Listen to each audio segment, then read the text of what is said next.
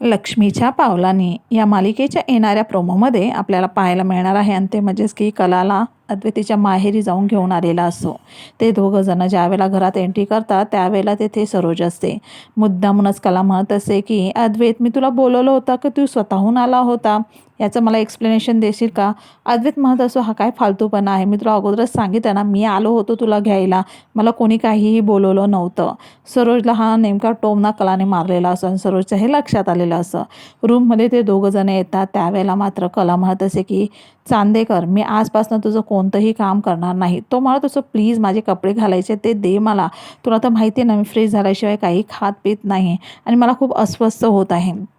कला त्याला सगळे कपडे वगैरे काढून देत असते आणि म्हणत असे की आजपासनं तुमचं एकही काम मी ऐकणार नाही. ती सारखं तुमचं तुमचं करायला लागलेली असते आणि त्यामुळे अद्वैतला एकदम आश्चर्य वाटत असतं. तो म्हणत असतो की ह्या रूममध्ये आता आम्ही दोघंच आहोत आणि हिला काय झालेलं आहे, नक्की हिच्यासोबत कोणी काहीतरी केलेलं आहे असा त्याला संशय आलेला असतो.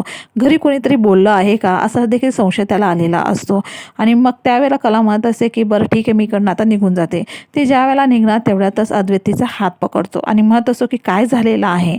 कला खूप संतापलेल्या अवस्थेमध्ये असते. ती म्हणत असते की आजपर्यंत या घरात माझा जेवढा अपमान झाला तेवढा ठीक आहे, मी सहन करत राहिले, परंतु आज माझ्या चारित्र्यावर शिंतोडे उडवले गेलेले आहेत आणि त्यामुळे आजपासून मी तुमचं एकही काम करायचं नाही असं ठरवलेलं आहे. त्यावेळेला मात्र त्याच्या लक्षात आलेलं असं की काहीतरी आईनेच केलं असावं. नंतर खाली सगळे डायनिंग टेबलच्या इथे असतात, रात्रीच्या जेवणासाठी आलेले असतात. अंजूला मग कला सांगत असे की तू चांदेकराला वाढ म्हणजे अद्वैतला वाढ.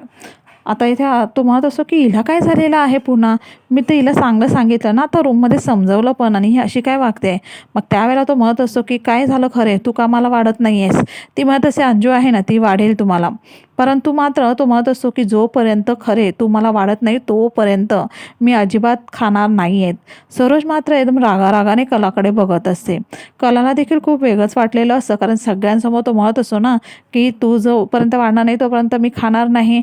आणि त्यामुळे मात्र घरातील सगळ्यांना तर मात्र हसायला आलेलं असतं, परंतु सरोजचा राग मात्र खूपच अनावर झालेला असतो.